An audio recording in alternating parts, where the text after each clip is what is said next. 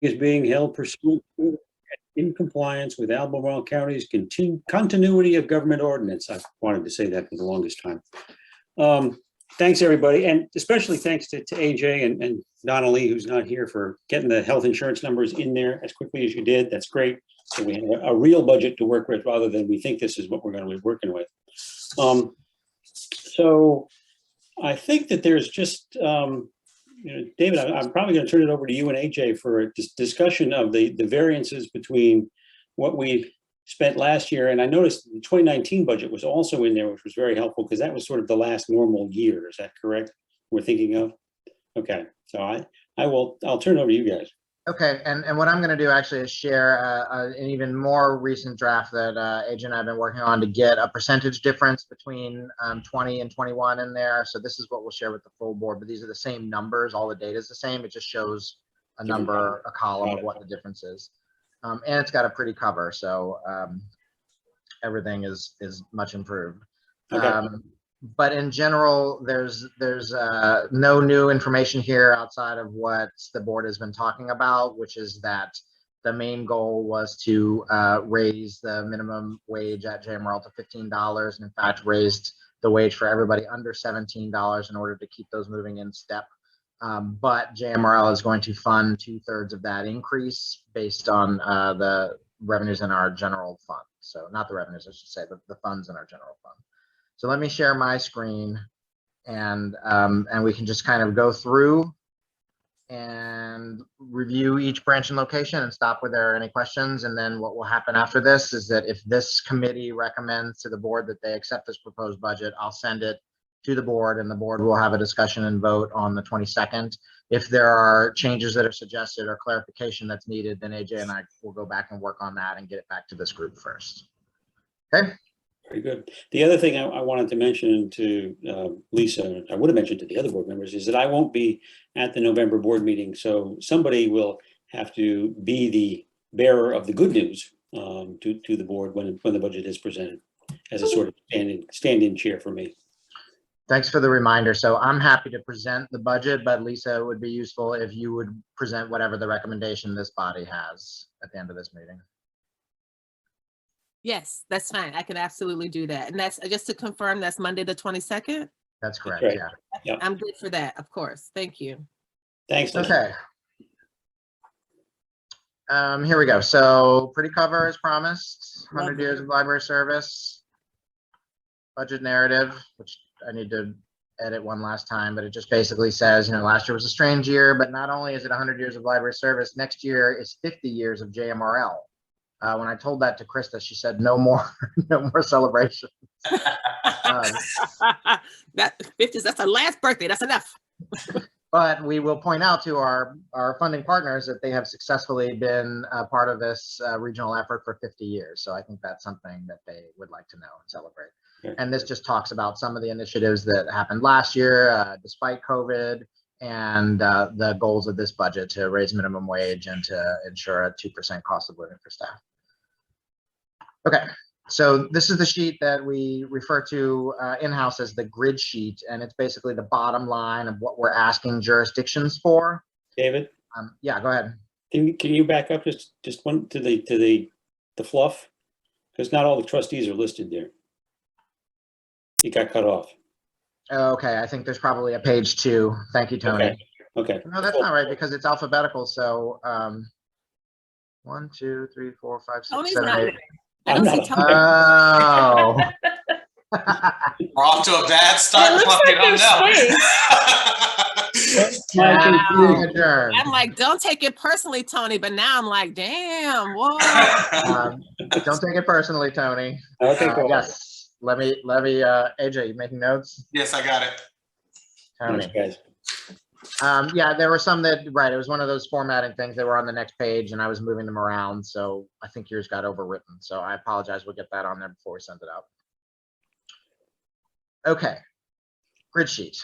So basically the top here are the costs that are shared by all the jurisdictions. The total there was $2 million, $2,031,422 projected for next year.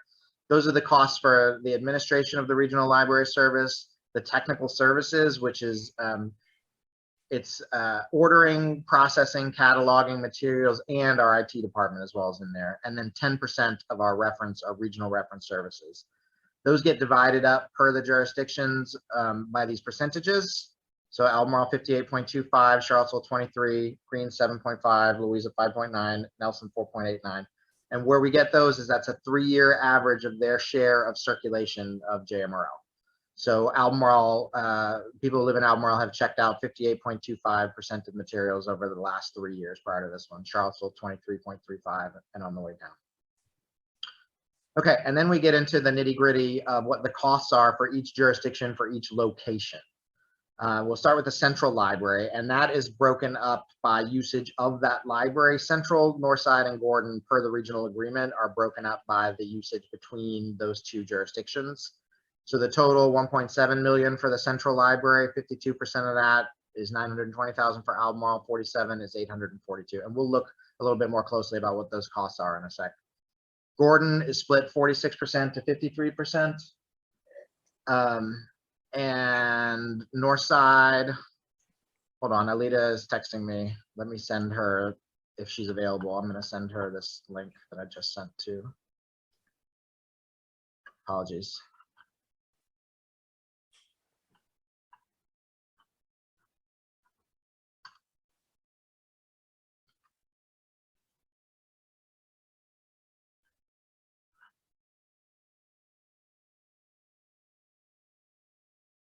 Everybody's watching as well, huh? So the Gordon total cost is 480,000, and it's split between those two.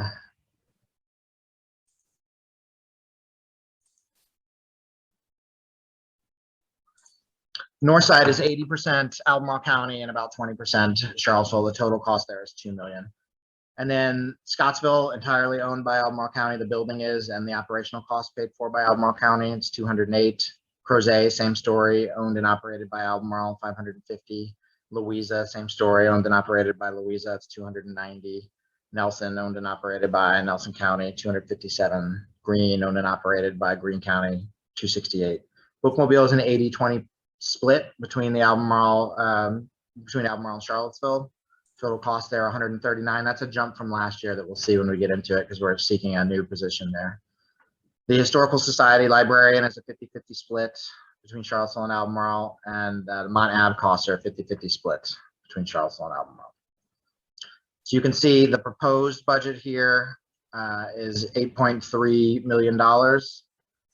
The next line is less the minimum wage adjustment credit. So this is what the Personnel Committee worked on, basically, that in order to get to the $15 minimum wage, JMRL would supplement the first few years of that. It's 2/3 of the cost of the increase there. So that's the total amounts: $115,000 credit to Albemarle, 41 to Charlottesville, 10 to Greene, 12 to Louisa, and 6 to Nelson. So a total of $186,000 will be taken out of the total cost for next year, meaning that the net costs for all the jurisdictions is $8.18 million, which is an increase from $7.9 million last year of 3.6%. So that's fairly reasonable for an ambitious project here. 3% is not inconsistent with previous increases that JMRL has sought from our jurisdictions. And it varies quite a bit locally. So the cost for Greene County is only going up slightly, for Nelson, under 3%, for Louisa a bit more. Charlottesville and Albemarle, of course, are the big dollar changes here. $175,000 increase for Albemarle, 77 for Charlottesville, and then 6, 13, and 8 for the other 3 jurisdictions. The next page of the budget is the entire budget, basically. So here's every cost projected, and this has several columns. So it's the actual amount JMRL spent in 2019 and 2020 and 2021, and then what the current budget we're working under is, and then what the proposed budget for next year is the final column there.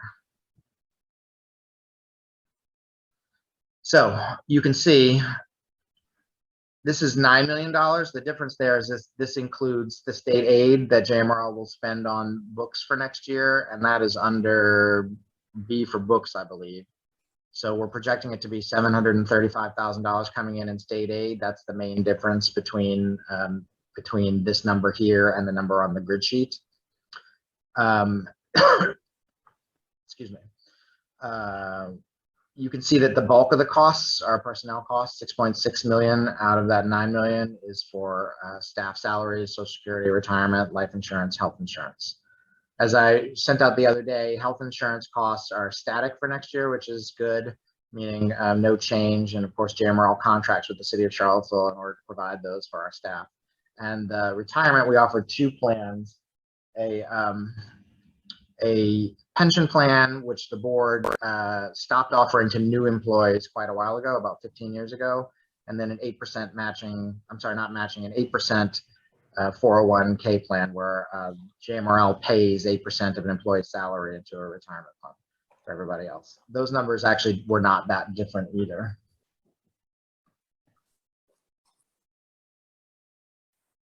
Aleta's asking how to get on, so I'm texting her really briefly.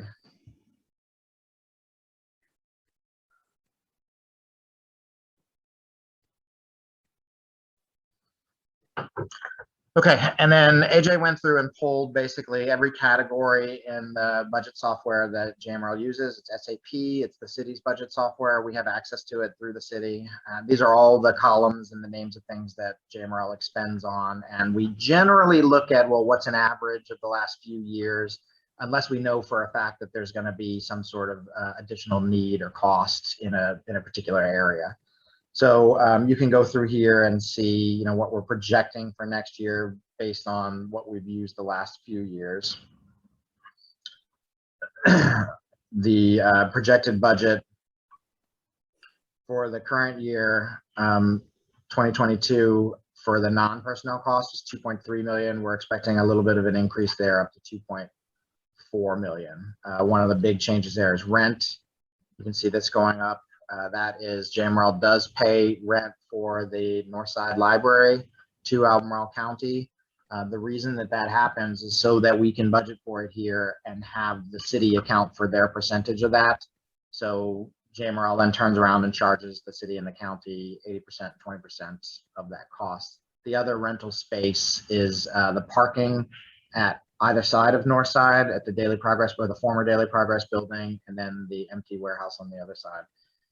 And also JMRL pays the city and the county and Albemarle County for the administrative space that AJ and Krista and I are occupying right now. So David, there's a couple of blanks, in the 2022, 2023 columns.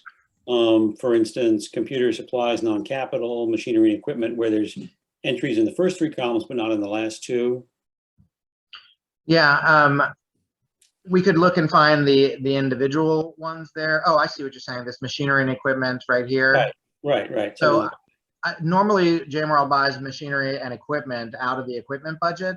It doesn't come out of this operational budget. In years in which JMRL was predicting that there would be over a 5% carryover, so funds that would be returned to jurisdictions, the board has at times authorized an expenditure early out of operational funds instead of waiting and using equipment funds. So in those years, we used operational funds, assuming that there was going to be a surplus at the end of the year in order to buy equipment rather than tax the equipment budget.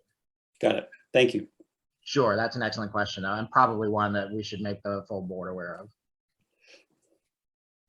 Any others like that, Tony? You got a question about? No, I mean, that makes sense. And there, other than the machinery and equipment, most of them are fairly minor. Three figures at probably, or maybe four. Yeah. And we'll get into the specifics per branch as well, but this is the overall. Right. Yeah. Lisa, any questions? So far, so good. So then we go branch by branch, basically. We didn't have enough room to fit all the columns, but there's the 2021 actual, the 2022 budget, which is the current year, the 23 budget, and then the last column is the new one that AJ and I worked up in the last few days. When I say AJ and I, really it's AJ. So that shows the difference there between this proposed budget and the current year. So the reason that there's a 24% increase in bookmobile salary is because we are seeking a 20-hour position, and that's the only new position JMRL is looking for in the Outreach Services Division there. It's something that was the top priority of the Personnel Committee, and they brought to the board last month. No other changes on the operational end. Very minimal operational costs. You can see actually bookmobile has more than most because of the vehicle maintenance that's required there.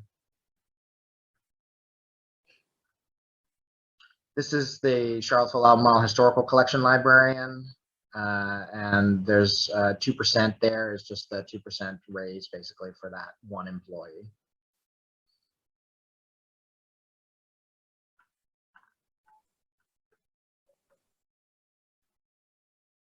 Central library costs. So you can see the salaries and benefits on the top there, the top 5 rows. It looks like a 3% total increase there. So this has to do with the salaries that the 2% cost of living raise for all staff, and then also the minimum wage adjustment that's going to be happening for employees at the central library. Operationally,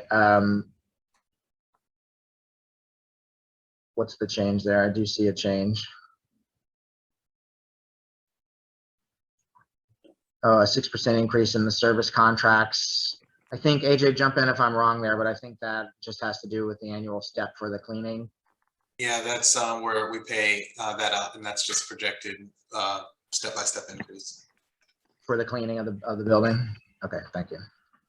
Everything else looks static. We're projecting same operational costs.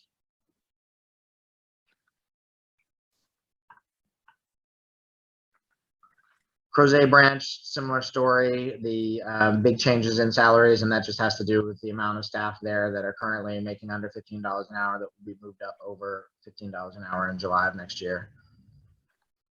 Phone charges were down last year. We're projecting them to go up based on the actuals of the last few years.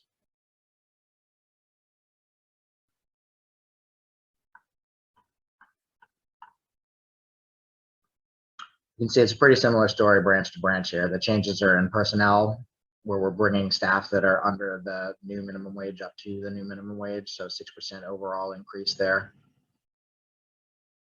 Operational costs static.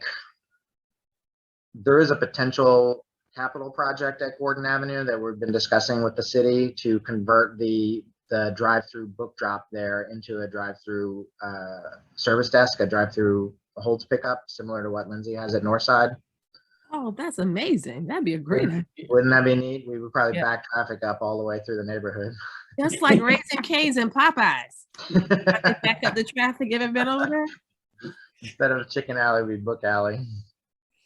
It's not clear whether or not that's going to make it in the capital budget for next year, but we will push for that because it's not a huge project.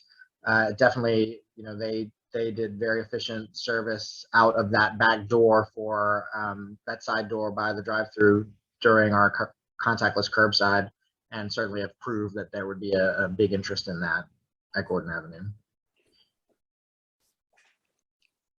We're projecting that that won't require any new staff there.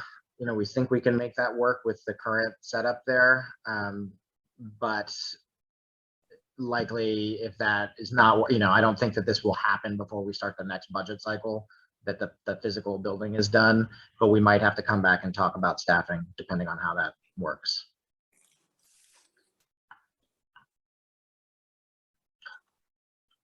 Okay, in Greene County, again, the variance is in operational, the positive variance. You'll notice a big dip there in retirement. It was because of a retirement that we had on staff. There was a retirement of a longtime employee last year, so the budget for this current year did include that amount to pay for their retirement, and instead what we were able to do was add hours to a position, not adding a new position, but take a part-time position to full-time during the year last year. So the salary stayed about the same. The retirement went down because of that.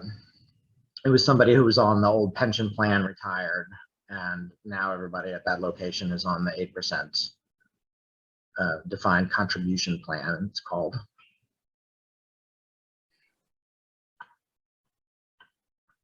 I Okay, administrative costs.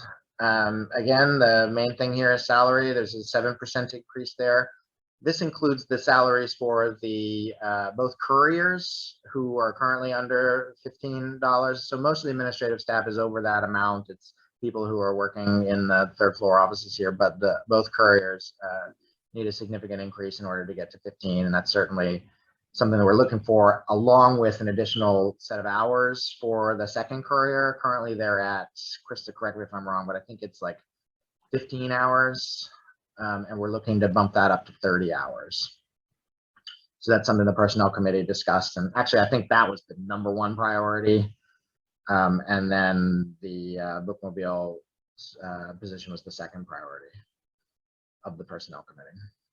So that's the main increase there for salaries on the administrative staff. Everything else is just a 2% increase there.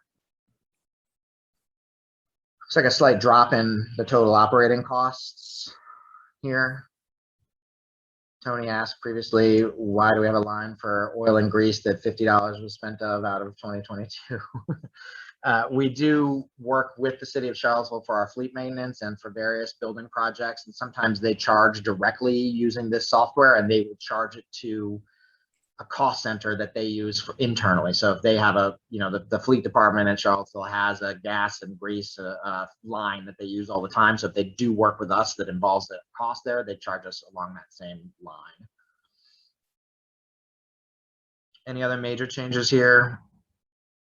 We're projecting a 25% decrease in costs for printing. Of course, the printing went way down in 2021. Most of those costs are for the Beyond the Book brochure that goes out 3 times a year that says, here are the programs that are happening. We have not printed one since the pandemic, and we're in the midst of internal discussions about whether or not that's the most effective way to advertise programming. And our programming is still a hybrid, a mismatch of mostly virtual, limited in person, and some outside programming. So we don't project that next year we will need the amount that we needed pre-pandemic.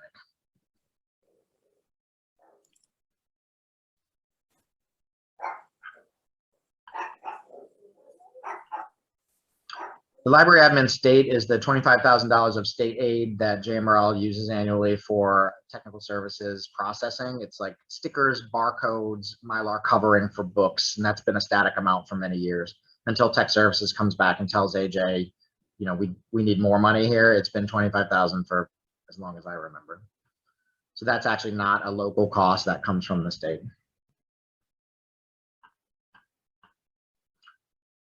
Louisa County, the increases are all in personnel.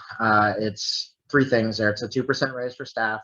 It's bringing staff under $15 up to $15, and it's adding 1 hour to a 19-hour position there.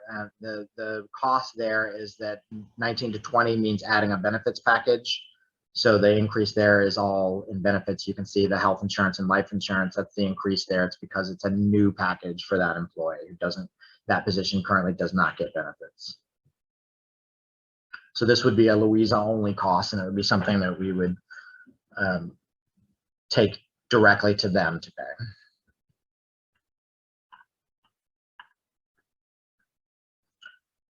Monav, it's raising a few salaries up to $15 and then a 2% cost of living raise. You notice they have no operational costs. That's anything under there would be under the central library, basically.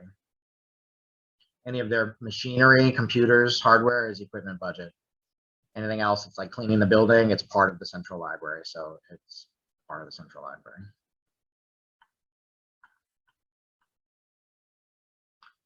Nelson County has a few positions that need to get up to the new minimum. Otherwise, we're projecting similar operational costs. You can see how small the operational costs are, $5,200 compared to the salary cost there. That's pretty standard across most of the outlying branches. And a lot of the real maintenance, if there were a major issue with the building is owned by Nelson County, and they would have to then take care of that. Thinking about like the tree that went into Scottsville, it was Albemarle County. Their insurance was responsible for the roof, the hole in the roof, patching all that up. JMRL was responsible for the books that got damaged.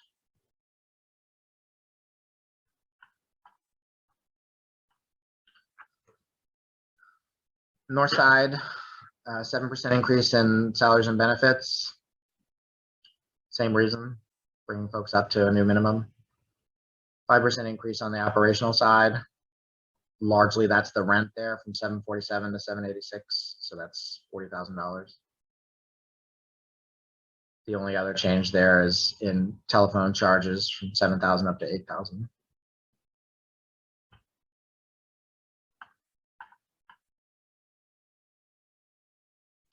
Scottsville branch, again, the salaries and benefits. We're looking at a proposed increase in telephone charges, and I think that's likely just based on an average of use. Jump in, AJ, if there's something else there. Yeah, it's 14.5% increase based upon the average growth per year. We've been having phone problems in Scottsville. The carrier that we use, every time it rains, the phones basically go out. So we had tried a voiceover that didn't really work. And I think that's one of the reasons it cost went up over the last few years. But we'll continue to try that. And it might be slightly more expensive for a while, but then hopefully we could drop one or the other provider to get consistent service. Not naming any names.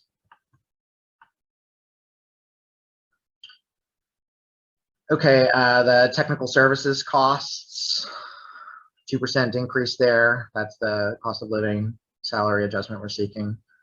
The change in operating costs is, for some reason, this, I'm not sure what this audit legal regional agreement fee was in the budget there. That got moved into the overall admin side. Is that right, AJ? It shouldn't have come from the technical services. Yeah, it should have never really been there. So we moved it back to where it's normally paid out of. Just cleaning up some things. And from the state aid next year is projected to be $735,000. So we're getting there. It's over 60% fully committed from the state at this point. If the state were to get full funding for state aid, JMRL would receive over $1.1 million, I believe, which would do wonders for the collection and numerous other things. So we will keep advocating on that front. But the main goal of this proposed budget here is to get our document into the hands of our 5 local jurisdictions. We have a hard deadline where we have to do it by January 15th, but in reality, the jurisdictions all want it much earlier than that. They want it right now because they're starting to work on their own budgets. So they need to know what the expectations are from JMRL. So what will happen is that we'll discuss a little bit today, then the full board will discuss. Once they vote, then I will send this out to the executive branches of all 5 of our partner jurisdictions. Then in December and January, we'll set up individual meetings with the county. Sometimes it's with elected officials, sometimes it's with staff. There'll be a trustee and myself and maybe Krista or AJ from time to time, or the branch manager of a local library. We'll go talk to them and explain what JMRL is seeking in this budget. And then it drags out through the budget process through May, basically, depending on the timing of each jurisdiction. So any questions about the proposal? The only note I've got so far is to make sure that the chair of the budget committee's name is added to the document that he's putting forth. So I had a question, and this is mostly informational. I know the library relies on Google Docs. Is the cost for Google Docs in the IT fund fee that we pay to the city? No, we contract separately. The city's a Microsoft outfit. They use 365. Okay. So we contract, we have a reseller that was under Vita contract that JMRL pays, and that has come out of, traditionally it's come out of the equipment fund. I would be interested in moving that into an operational cost, but it's really not.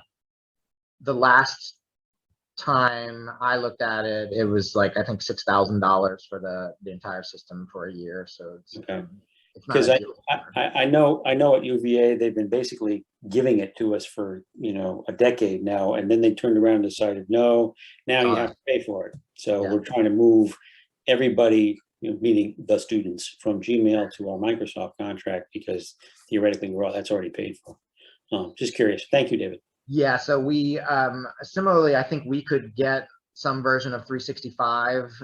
There's a program through TechSoup that makes it available for libraries. Google, what's now known as Google Suite. Google Work Suite, maybe. Yeah, something like that. It Yeah. was G Suite. It's like no, workspaces or something like that. Workspace, yeah. Workspace, something like that. Yeah. Yeah. It's pretty ingrained in our operations at this point, so Oh, it would yeah, take a yeah. major, it would take a major extrication to get out of it. I Yeah. do know that our reseller got bought, so Kayla, our new collections and technology manager, will be working with Vita in the next 6 months to get our licenses renewed. Mhm. But I'm reasonably, Tony, this thing drove me crazy because nonprofits can get it for free. Right. And schools can get it for free, but libraries could not, no matter how much we gnashed our teeth. We were not a nonprofit and not a school, and they just were not interested in providing it for free. So eventually we bit the bullet and never looked back, basically. Yeah, yeah. No, I think it's, having worked with 365 on the university side, you don't want it. You really don't want it. Yeah, I was just thinking there's a reason that all the students ended up getting off 365 off, and now they all have Gmail accounts. Right, yeah. And we still, as the faculty, we still have Microsoft Outlook, and it's like, ugh. Yeah. Oh. David, I think that looks great. I don't see anything that jumps out at me that we need to tell you guys to change before we present that to the board. But let's get everybody else's opinion.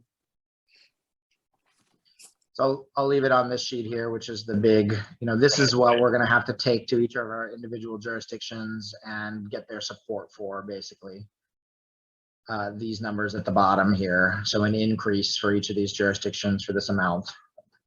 And, we have been 2 years ago in 21, we took level funding and, worked with our jurisdictional partners because of the timing of the pandemic. Basically, we had plans and they were working on their budgets, and then everybody had to go start over again. And because of the uncertainty of the pandemic, we took level funding, which was fine. We made that work organizationally. We were happy to be good partners. Last year, the main increase was a cost of living increase for staff. So it's been very moderate increases the past few years. This one is the first of a few years. So, we're paying the entire amount to get staff to that minimum wage, but we're only charging, this is really $186,000 less than what the true cost is. So the buy-in here is not just for this year, it's for the next few years.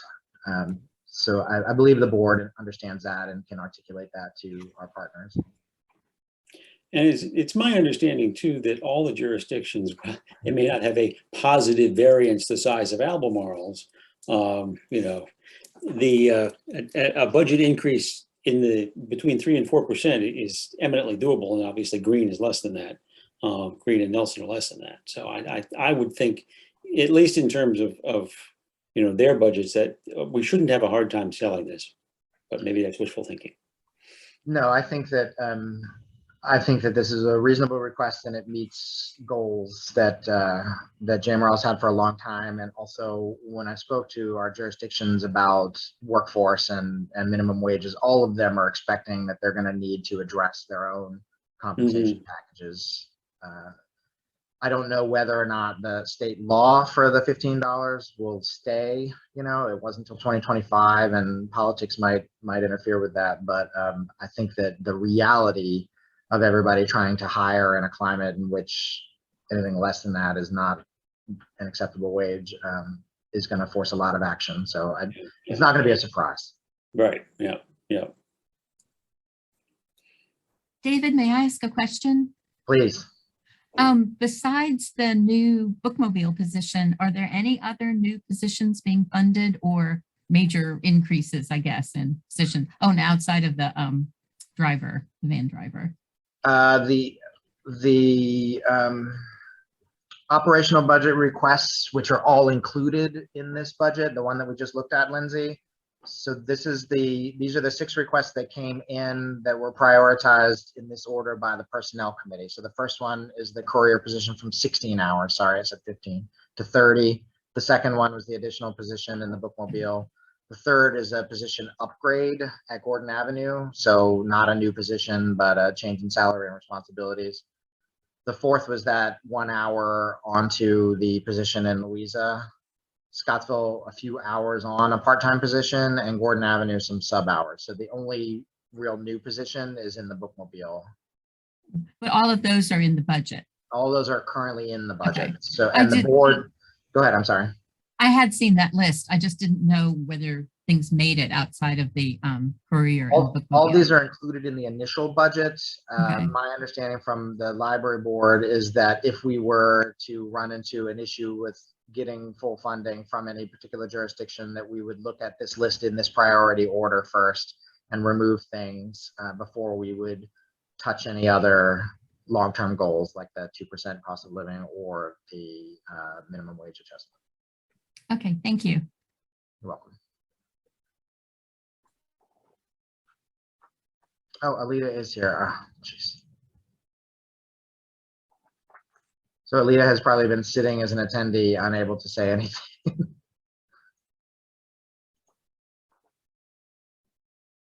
I'm promoting her right now, waving a magic wand.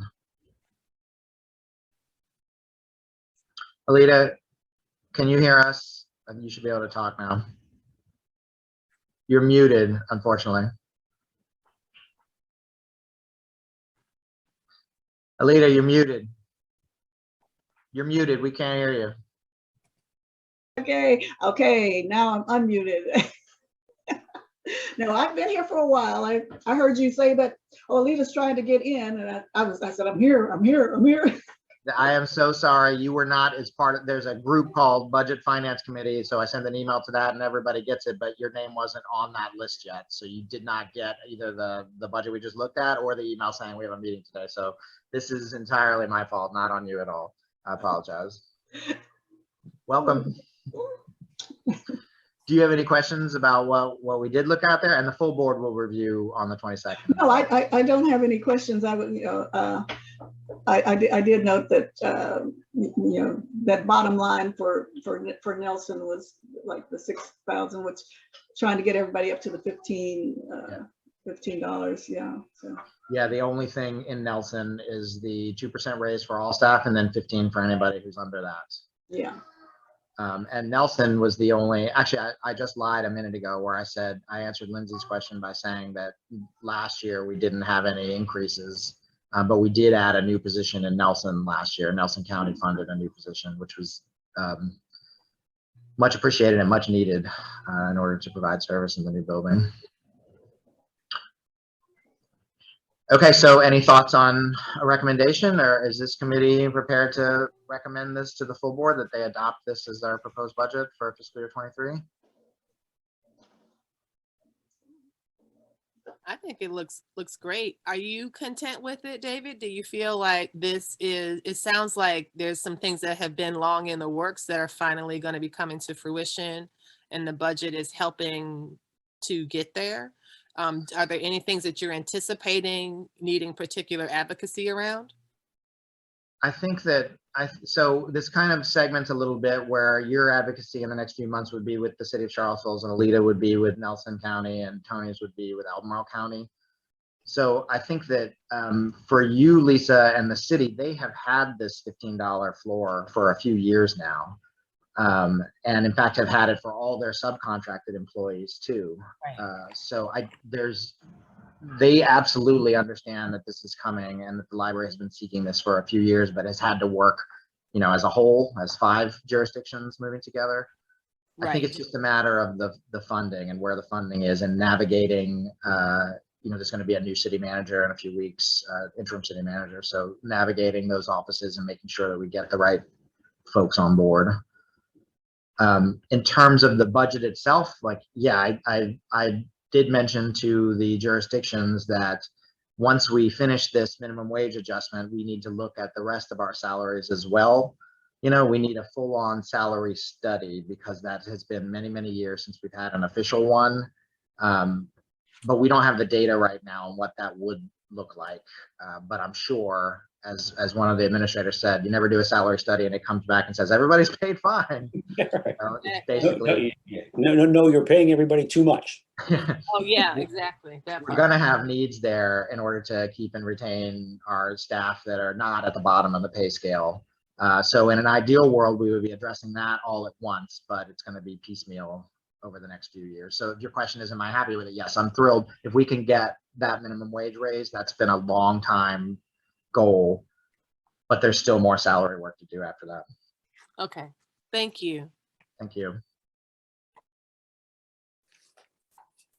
So it sounds like the consensus of the committee is that we can have David with Lisa as the chair rep propose this to the board at the 22nd meeting on the 22nd, as stands. So what we'll do, Lisa, when we get to the budget committee section of the agenda, all you'll have to say is the budget committee met and we're recommending that the board accept this proposed budget. And then I'll go through and do a shorter version of what we just did, basically. Okay, that sounds great. I'm totally happy to do that. Thank you. Thank you. You've been deputized.